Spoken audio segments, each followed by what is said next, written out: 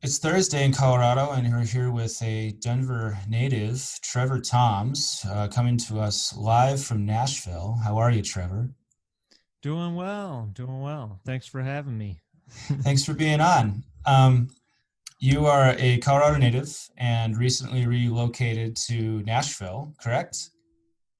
Correct.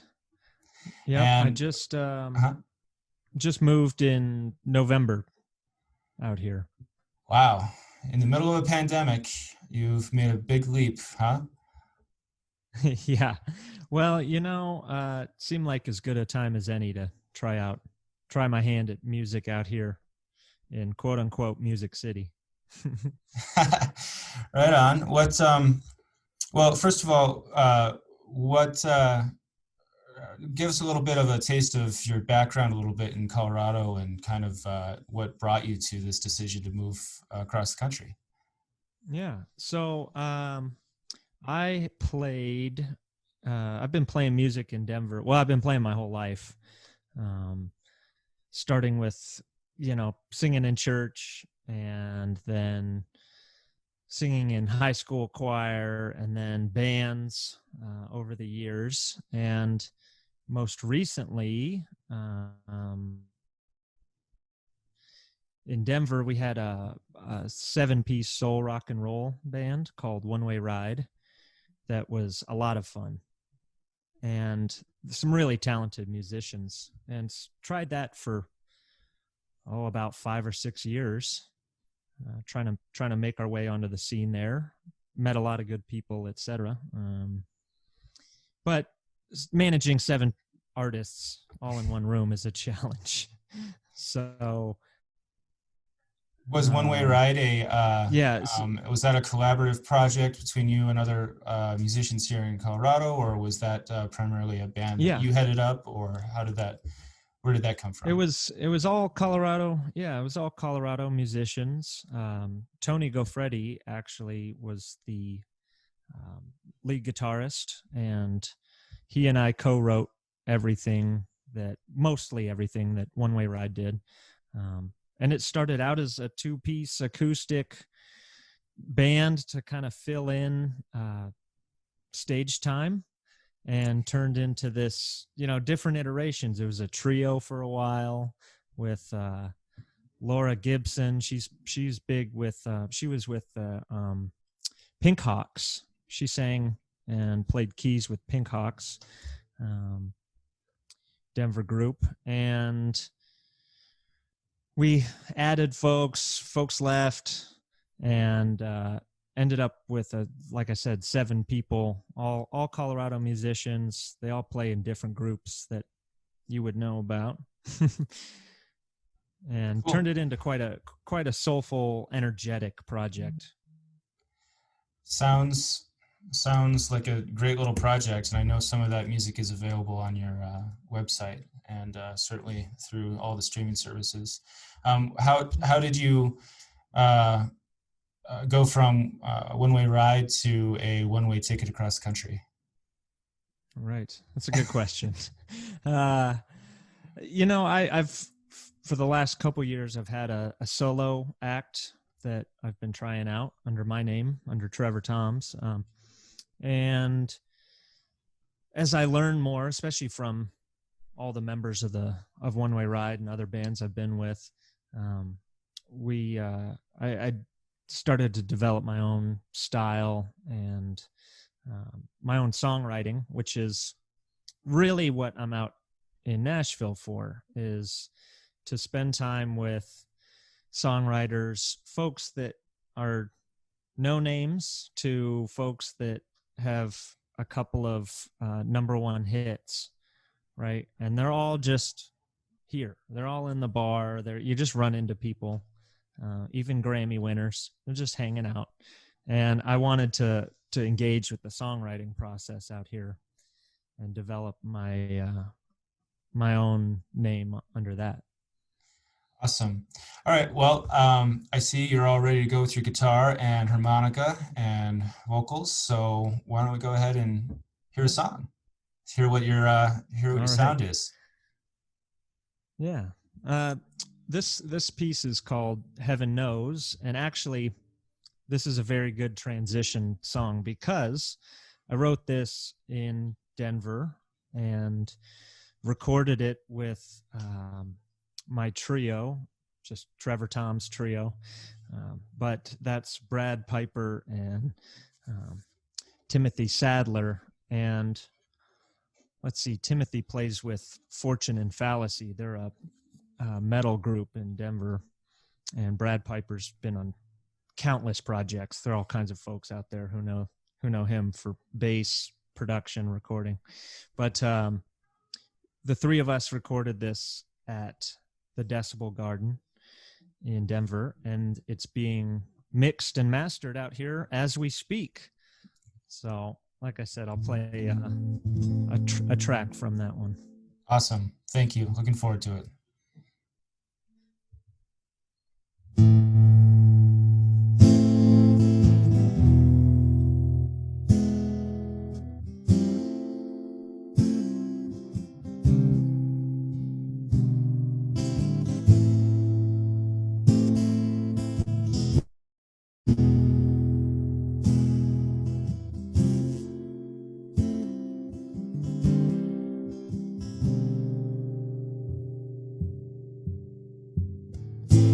Heaven knows just how far we've come, just to know our place in the sun, yeah.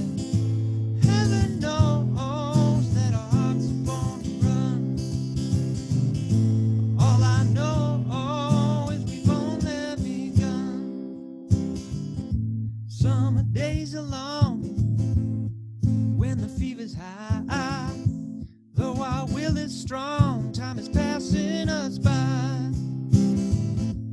Don't let dreams be dreams while you're lying awake. Take what you really need before it's too late.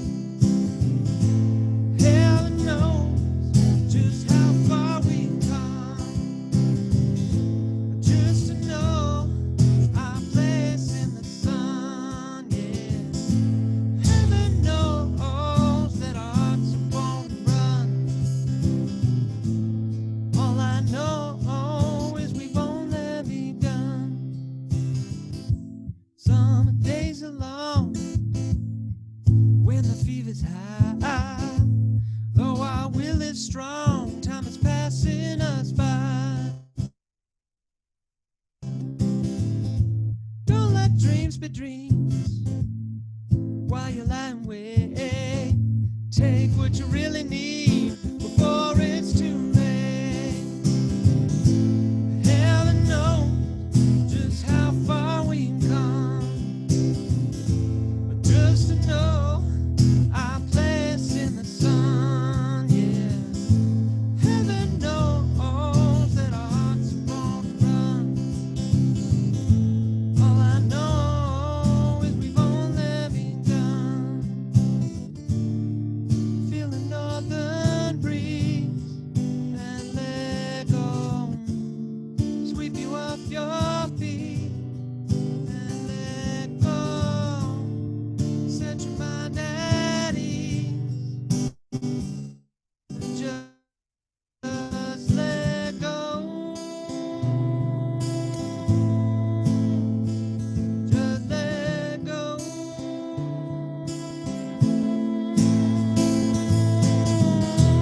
Heaven knows just how far we've come, just to know our place in the sun, yeah. Heaven knows that our hearts are born to run. All I know is we've only begun.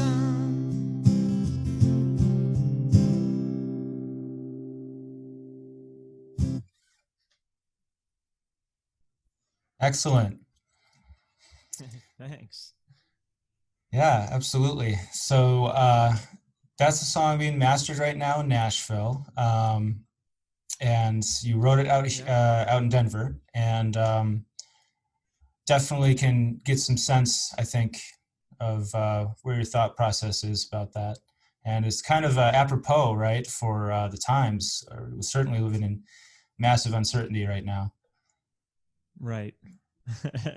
Yeah, that song is very much, um, yeah, it is apropos. It's very much that commentary on, got to live for the moment. You never know. Tomorrow might be something totally strange. Everything might fall apart. So get while the getting's good. Okay, well, certainly the getting was good for you recently, and I don't mean that negatively either. But I did want to ask you. You mentioned, you sort of casually mentioned a minute ago that Nashville is a town that where there's a lot of mingling of different types. Certainly in the music community. Who is in the last couple of months the most famous person that you've run into? Well, that's funny. Yeah, there's there's all kinds of folks. The other night, the I can't remember his name now. There's so many names. But the okay, here's a story. So the other night, I guess it's the lead guitarist for Jimmy Buffett's band just walked in, sat down at the bar, and it's that happens all the time. And through some other friends, we have lots of friends with not lots, we have a couple friends with some number one hits from some country songwriters, like the guy who wrote Friends in Low Places. You met the guy who wrote Friends in Low Places. Right. So really what I was saying is he's just one of our friends. He's just, a guy. He's made it. He paid for a house and basically lifetime retirement with mailbox money. Sure. And he lives down the street, comes into the bar. It's nothing particularly strange, at least here. Sure. So as you're gigging out there, are you playing regularly at a venue, or are you just kind of are you playing around with people or solo, or how's that going? It's a mix. Been meeting a lot of folks at like songwriting rounds, which is a big deal here. There was some of that in Denver too, but sure. Here it's every day of the week, every day, every night. So it's a good chance to get on stage with 2 or 3 other people for 3 songs each. And then the next group comes on, and they do that for hours every evening at 50 bars around here. So I've been meeting a lot of folks through that, and don't have any, regular gigs set up, but playing several writers' nights.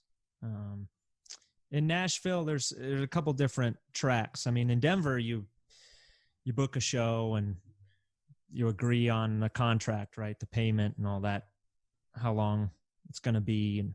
And here in the city limits, unless you're playing on Broadway, which is the honky tonks, it's there's a lot of times you just get on stage just to get on stage and sure. play for free, and you get 3 songs to tell everybody, or 1. Sometimes you get 1 song to tell everybody what you want to say, and it cultivates a creativity and a healthy competition, but it's a little different model, at least in the city here. Sounds like a much more community-based model, something that I think Denver at least has strived to do, and maybe been a little unsuccessful at with the growth we've experienced in the city. Yeah, but, I think Denver, Denver's been good in small community efforts as far as, music scene goes. But it's not the same type of general community sure. you find in this place. Sure. And, there are pockets, like you said, Fort Collins is a good one, and there are a few others around. Yeah. How is Nashville approaching all of this through the pandemic? It's a good question. It's It's strange. There are different politics in this state than in Colorado. Sure. Yeah. And there is a big tourism industry in Colorado. Well, that's a lot of that's outdoor activities. The tourism industry here is pretty exclusively focused on music. Okay. So there's been a downturn as far as that. But places are still open and trying to follow, at least the state rules here. And so there's still music, but it's everybody says, man, I wish you were here before the pandemic. It's a lot different. I said, well, Well, hopefully soon it'll bounce back. Is it is it is it are people spread out? Are there less crowds? Is it ostensibly different than you think it would be? Is it a different vibe? I mean, how are you feeling about playing? Yeah, it's definitely different. It's quiet. It's quiet at the music venues and the bars and such. But people are still here, still, the artist community is still here, still really working hard to get in front of anybody they can. And still making a go of it. People are still writing, still playing out where they can. Sure. Obviously you're still writing, so that's good news, right? Yeah. Yeah. It's been good. I've been successful with all the time indoors, right? This transcends boundaries, but you got lots of time to get work done. Writing. Right. Well, that's a good positive to take out of this. Yeah. Okay. Well, how about we listen to another one of your songs and we'll move from there. Cool. I will play something for you that I wrote here in Nashville. It's actually a story. It's a love story that stems from a personal experience I had back in Denver shortly before I left. Cool. This one's called Autumn Waltz.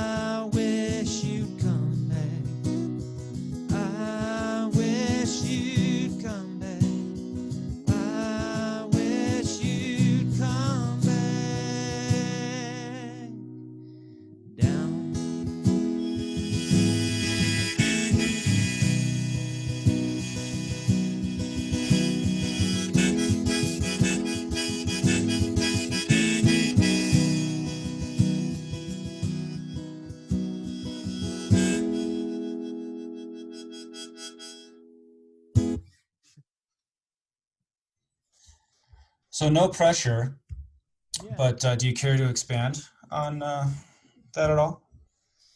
Yeah. So, so this is funny. Somebody asked me one time, you know, you write love songs. And I said, well, are there any other, is there anything else to write about? Loss or growth or right? I mean, listen to most of them. They're about that. Um, but yeah, this was actually the storyline in this is taken from the other person's perspective of somebody leaving town right when things started to blossom, change, develop, and was trying to understand where they were coming from when this came out. Yeah, and to your point about songs being about love, it's also about heartbreak, right? Mm-hmm. Oh yeah. You know, I've moved across the country a couple of times, and myself in my life, and it's always when you're leaving someplace you're attached to, especially leaving your home that you've grown up in, feeling sort of well up that maybe you didn't even know were there, you know, Right. and that can be a really touching emotion, especially to write about. Yeah. Yeah. I think too that I mean change is a challenge. It's highly important, right, to change and to grow. But man, it's painful sometimes. It sure is. Yeah, and so yeah, I really appreciate your expression of that. Yeah, thanks. Um, what what about Nashville do you think appealed to you as a musician? I know you sort of addressed that earlier, but you know, your style or where you want to go or who you are as a person. What made that a good fit for you?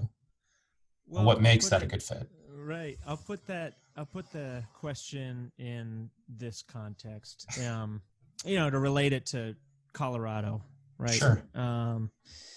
So I love Colorado. I mean, the number one goal I have with my art is to be able to play Red Rocks someday. I want to be up there with 5,000 people in the stands, right? Yeah. Um, and always felt that since I was a little kid. Mm-hmm. And Denver has been really helpful in helping me developing in my art, develop my music. Um, but it's a tough place to play music. It's a great place to see music, but it's a tough place to play music. It's just cultural differences, right? I mean, there's a outdoor culture. People love to go hiking. You know, they're got to get up for powder day. Like you can't be staying out till 1 a.m. at a rock and roll concert if you got to get up at 5:30 to hit the slopes. Sure. So Do you think that that's a problem of attendance, or do you think that's a systemic issue of you know, appreciating the artist but not really willing to pay the artist? right, I'd say it's a bit of both. And I think I want to believe that that actually I know Denver's growing in its community, and in that there's a community of people going out on a Wednesday night to see a punk rock show, Sure. right? I mean, it's always been there, but not in a big way. Like Nashville is, people go out on Tuesday night to whatever place down the street. They go out 3 nights a week to hear live music, or 4, right? It's a Sure. little different. So that's part of the reason why I came out here. I just wanted to be in front of folks every night of the week. And I'm not saying you don't play empty bars here, because that happens too. That happens everywhere. Right. But singing to the bar stools and the empty tables, right? The bartender, right? Yeah. Yeah. There's still a lot of that too. But Sure. no, people think that, and as I did, thought that Nashville was just country music.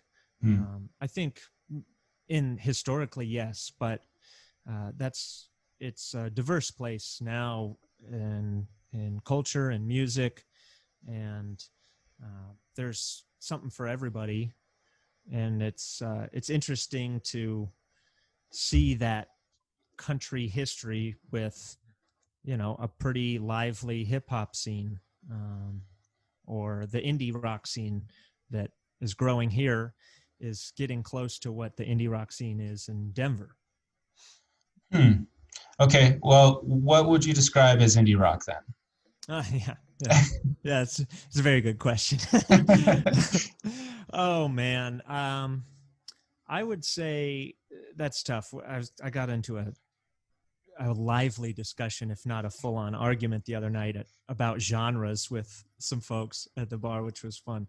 But I'd say indie rock is folks that are, number one, they're unsigned artists, right? They're independent artists, self-producing usually, or having their friends produce them.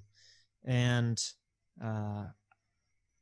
I'd also say for the rock and roll aspect that it spans, it's not easily identifiable as rockabilly or blues rock, or it's something apart from that. Would you say that it crosses genres? Yeah, I'd say so. Because I mean, I've heard indie rock bands that were really more pop bands with Sure. distorted electric guitars. Sure. And then the other end of the spectrum, you know, more on the kind of grungy garage rock side of things, but still have this this independence about them, right? That they're not trying to necessarily be Scott Weiland or something, right? They're not trying to be a grunge band. Of course not. Well, I mean, you know, personally, you know, I think that there's some really identifiable phases of indie rock.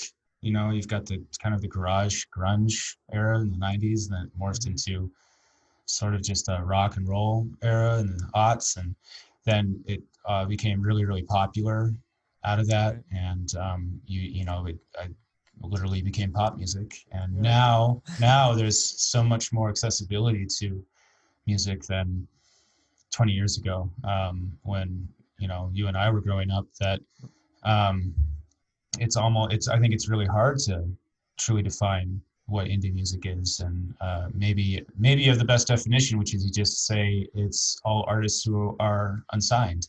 Right. So, well, I don't and know. there are a lot of us. Yeah. Especially nowadays, man. It's a different process than it was, like you said, even 20 years ago. Well, how different is it for you? I mean, you certainly grew up looking, you know, having to adapt, I think, to differing processes and evolving processes. So, Yeah.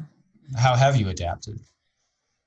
Well, I'd say one thing that was big for me was this summer, and part of that had to do with quarantine and the pandemic, right? But I purchased some audio equipment to record in-house, not to get things ready for the radio necessarily, but at least to get some demo quality things and do them in-house and not have to go somewhere to record ideas, right? Not to have to spend a bunch of money to record some NASA material, right? Yeah. Yeah. And that's been actually really helpful in studio time preparation, right? You don't want to go into the studio. Nobody goes into the studio these days unless they're already famous or have a blank check to just write in the studio. That doesn't happen very often, unless it's the home studio, and you've got time to do that and make changes. But people don't just drop 40 grand on a 8-song album to come up with it in the moment. There are exceptions. Of course, but most of us don't have 40 grand just lying around. So. Nope.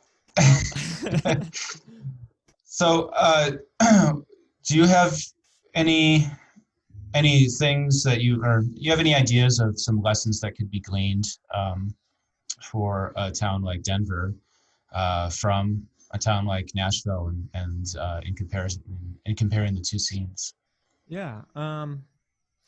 What I always goes back to what I was talking about a bit more with the songwriter rounds. Mm, Is I wanted to see. Denver has actually a great open mic scene. It's a lot of fun. Lots of places that offer it, but it also comes and goes in those places. I mean, there are some establishments that have done it every Wednesday for decades, but it seems to ebb and flow as an event, and as opposed to here. I mean, you go to, let's call it the Bluebird here, and sure. Nashville is that's just what they do, and everybody knows it's on Monday nights, and you have to call ahead and try to get a spot to play your song for free. You get one song. Yeah, But that's an interesting. It breeds like I said, a healthy competition and a creativity, and also it breeds like that networking aspect. You're sure. like, I want to go out and show everybody what I just wrote this week and hear how it sounds, get some feedback, and using it as that sort of networking tool. Do you find that the feedback you've received is good, is constructive, It is. or is it more of a toxic idea? Right. No, it's here it's been really good. I found, for my part, in Denver, for years, I get friends to come out to shows. Sure. and friends are, I love them to death. That to get some constructive feedback is a challenge. Sure. Yeah. Sometimes they're excited for you and want to tell you did a good job. And that's great. But here I've had people genuinely just be brutally honest in a very nice way. I mean, they're not trying to be mean. I'd say, hey, what do you think about that? They'd say, well, that you could lose that third verse, and I think you should go an octave higher on the chorus. You're like, wow, all right. You know? Yeah, absolutely. And that's really important stuff as a creator, right? Yeah. Yeah. Because in the vacuum, nobody creates anything in a vacuum. It's hard. Of course not. And it helps you. I'm sure it helps you be polished. Yeah. And that type of, like you said, healthy competition tends to up the quality of the products that's Right. being put out there, just in general. Okay. Are you playing 3 or 4 songs? I forgot to ask. Oh, I can play one more. That'd be 3, right? That would be our third one. Yeah. Well, let's see how we doing on time here. I try to keep these episodes to right around an hour. Yeah. So we're right at about 40 minutes right now. So we probably have time for 2 if you're willing, but we could do it all. Okay. Yeah. All right. Well, let's hear your next song. What's this one called? Oh, that's a good question. I think about what I want to do. Actually, yeah. So I'll do another tune that's off of the album that I recorded in Denver and am having it mixed and mastered out here. That album's gonna be called Jane, Jane, and don't have a release date for it yet. Still trying to get the engineering done, but sometime this spring. This is let's see, yeah. But who's on schedule these days? But this is called "Let It Be Me."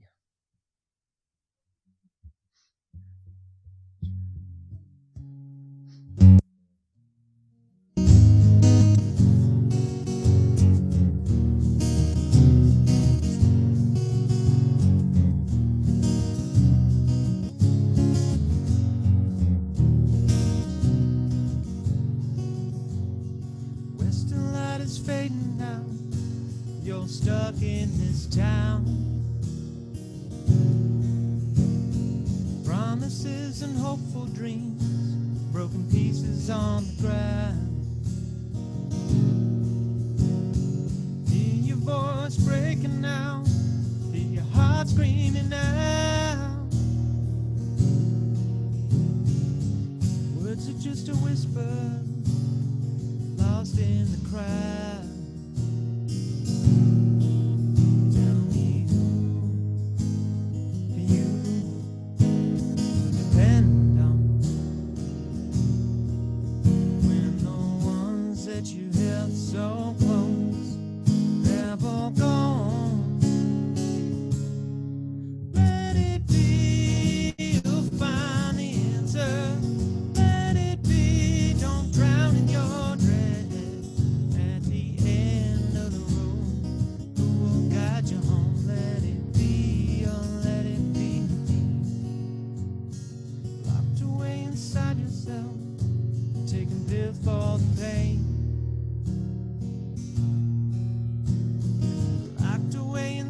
nod your head where it only ever rains. Hear your voice breaking down, fall and start again. Open up your heart, love can transcend. Tell me who do you depend on when the ones that you held so close have all gone? Let it be, you'll find the answer. Let it be, don't drown in your dread. At the end of the road, who will guide you home? Let it be, or let it be me. Let it be, you'll find the answer. Let it be, don't drown in your dread. At the end of the road, who will guide you home? Let it be, or let it be me. At the end of the road, who will guide you home? Let it be, or let it be me.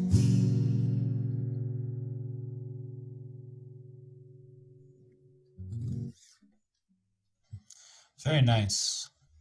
Thank you. You're looking all Bob Dylan-y with that harmonica, you know. Right, I'm gonna have to play that one some more. um, so, how do you feel? You know, you're talking about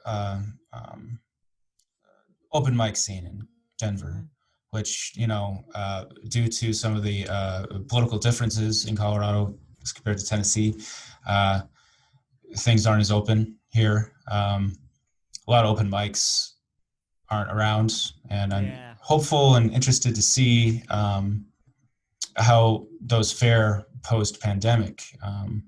The side effects of this are, I mean, we won't find out for some time, but what are your feelings about the future of live music? Obviously, it's still rip-roaring out there, but in general, what are your feelings about that? Well, you know, it all depends on what we should do and what we're allowed to do, and how we can move forward out of this.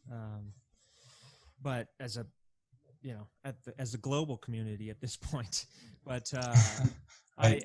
I really am excited for summertime to come. I'm excited for this vaccine. I really think that the second these, we always played the breweries in Colorado, played the breweries all the time, Sure. and played outdoors, like, I don't know, 100 gigs a year, Yeah. So I'm really excited for that, for the winter to be over with and for folks to be able to play outside. Because I think even if there are limitations on, restaurants and venues and such, if they can do things outside, then they can at least stay afloat. Yeah. But, I think generally speaking, the music industry has changed so dramatically, even in 5 years, the last 5 years. Yeah. Nobody puts out an album anymore. They put out singles because you can't sell an album. I mean, at least they haven't been selling like they used to. And so you get more bang for your buck selling singles. Well, that also have to clarify that selling a single, it's not like somebody goes out and buys an LP anymore like they used to. Sure. Long time ago. But at this point, that was a long time ago. It sure was, yeah. I mean, it was before my time. Let's put it that way. But yeah, no, it's all digital downloads and, like you said, singles. And is just as sort of a fundamental question, what is the business model behind releasing a single versus, even like an EP, which would be like a 5-song album? Right. I think it comes down to the ways in which we are selling and promoting our music, social media is the number one. That's everybody's got. If you don't have an Instagram or Facebook, whatever it is, right? Right. Now TikTok, people are making money. I talked to somebody the other day who's making money off of a song they had on TikTok, and other people put it in their videos, and so they get some little, 0.3 of a penny back Right. every time it plays. But those are the platforms in which we promote our art, and people have short attention spans. There's so much out there to look at, there's so much media to watch, to listen to, that if you can catch somebody's brain for just 3 minutes or 30 seconds, you can sell them a song, at least for the moment. Getting them to listen to the 12 songs on the B side of your concept album is more of a challenge. It's interesting.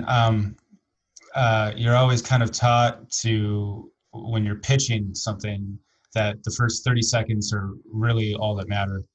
And Right. It's sort of like you're constantly pitching now, if you're a creator, like to everyone constantly all the time.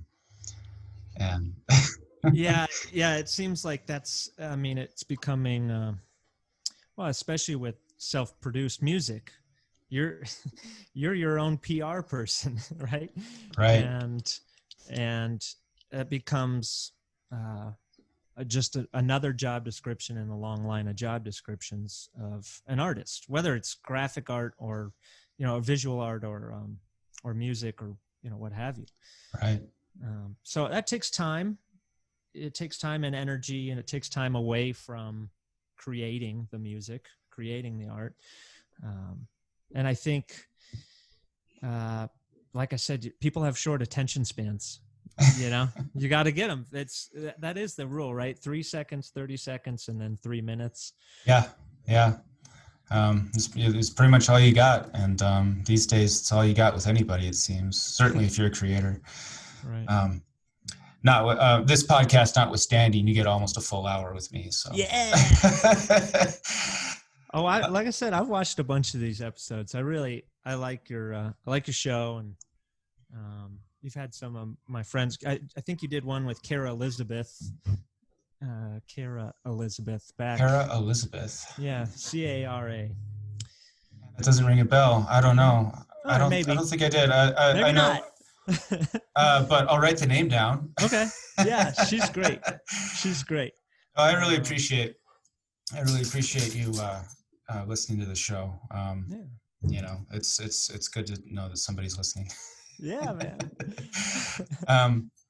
What are some of your goals over the next few years? You moved to Nashville for a reason, so cue us in on what kind of what you're planning on, what you'd like to see happen. Yeah. It's funny that I got to preface all this because I've been learning so much lately about how the industry works, at least here, but generally. Sure. Well, let me just say then that, tell me a little bit about what you were thinking 2 months ago when you were moving out there, and tell me what you're thinking now, 2 months in. Okay. So, it's funny. I learned a lot. Learning more every day. Yeah. But somebody, I said, initially, I want to go to Nashville and I want to sell a song, whatever that means. I thought you write a song and you find some record executive to listen to it, and then they pick it up and cut you a check for 50% of what it does, basically, and then you can sell another one. You sell another one, and you get into a rhythm. Well, that exists, but that's not really how the model works anymore. Unless you're producing several top 10 hits or at least top 40 hits, and you're writing with other musicians, or you're writing for other musicians that are already well established and are just buying songs, you have to do things on your own, and it's very much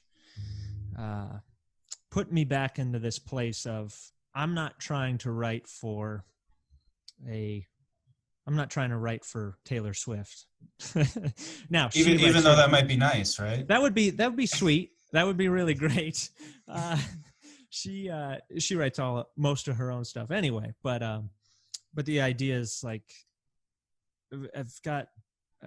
I was reinvigorated on creating my art to express what I wanted to express in the world, and try to make a connection with somebody, make them feel something, or allow them to feel something that they may not have otherwise, or it's easier through when they heard my song on SoundCloud or on the radio or TikTok, you know.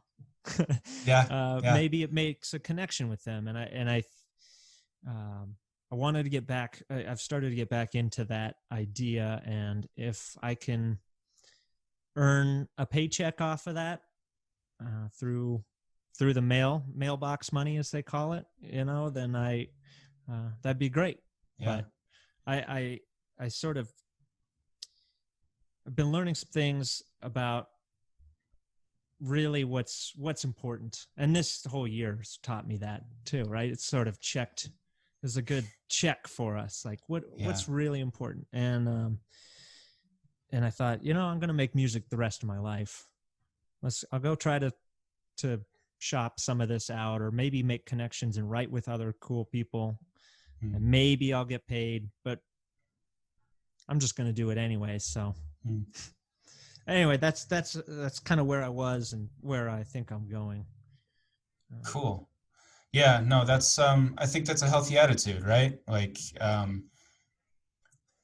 at times you're doing something long enough and maybe it's not taking you where you want to go as at the rate you want to be there, and so it grows stale. And so maybe it sounds like you've had like you said, you were reinvigorated. It sounds like you've had a revelation to what you want to do, and that's really nice to do. And I think or it's nice to hear, and I think that's you know, why people go and see live music, right? They want to feel that connection with the artist and feel that inspiration that you provide. So right. One last question, then we'll get this last song and get out of here. On your website, trevortoms.com, is that correct? Yep. Yeah.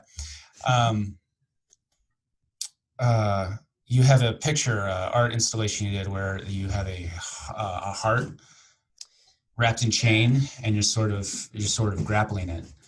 And I confess I didn't look deeply into that, but it definitely caught my attention.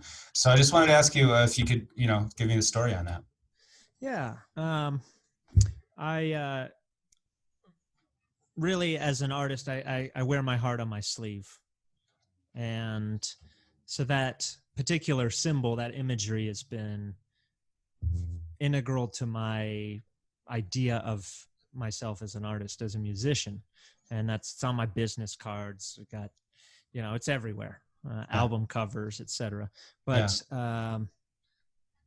in that basement photo shoot, we Scott Flanagan is the photographer who did that project with me. I really felt like we wrap these chains, we wrap these bonds around our own hearts. We don't always give freely and openly, and that causes a lot of pain in the world. I mean, it causes a lot of pain internally, but it hurts others when we're not vulnerable and we don't give of ourselves. And that particular image was an expression of that I'm held back by myself, right? And honestly, one thing I'm trying to do with music is become more vulnerable and give of something, you know, give of myself to someone. I love it. All right, let's hear your last song, and What's this last one called? This last one, I'll play a little harp. I'm going to rock out on this last one. Awesome. This is a song called Bad Love, very in keeping with our conversation. And this is one Bad Love wrote several years ago, but it's been one of my fan favorites and one of my favorites to play.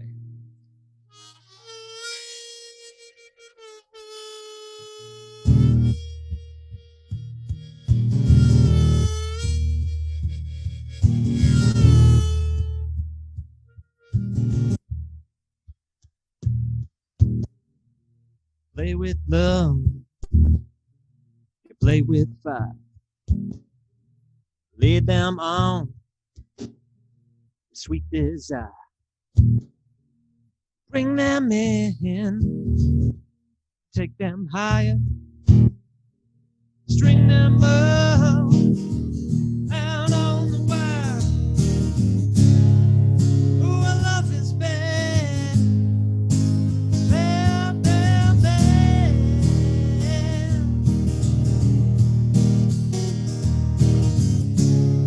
Our love is bad, bad, bad, bad.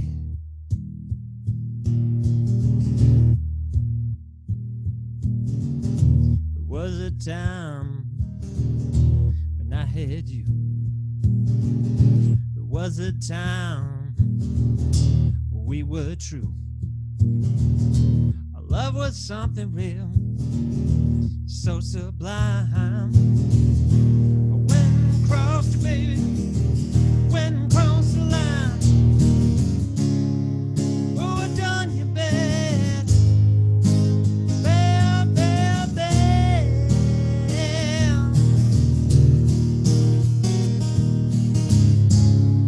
Left you broken hearted, sad, sad, sad.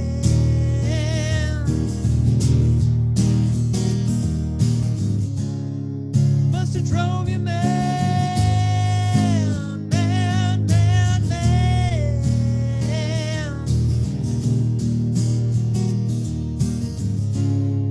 Our love is bad, bad, bad, bad.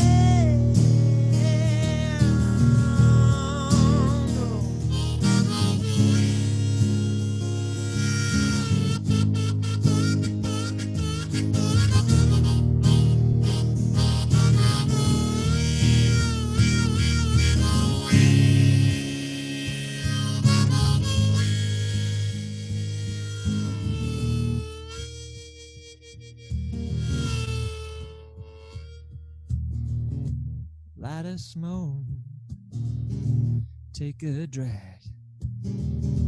You're the best I ever had.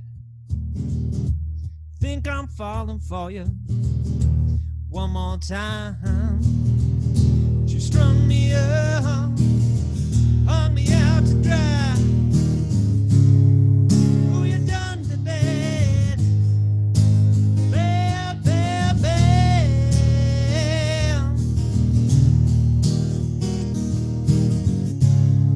Left me broken hearted, sad, sad, sad.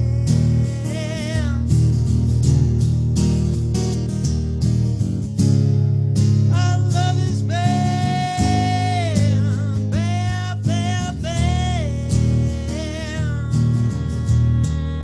No.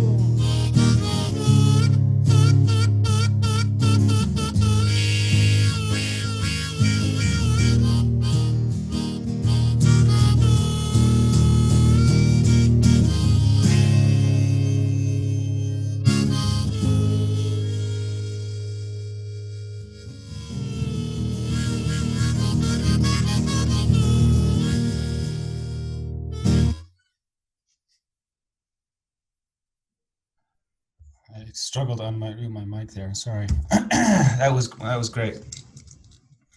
Thank you. Trevor Toms, ladies and gentlemen, thank you so much for coming on ColoLocal. This has been a real pleasure. I really enjoyed our conversation. Yeah, it's a pleasure to meet you and chat, and I wish you all the best this year. You too. Where can our audience find your music?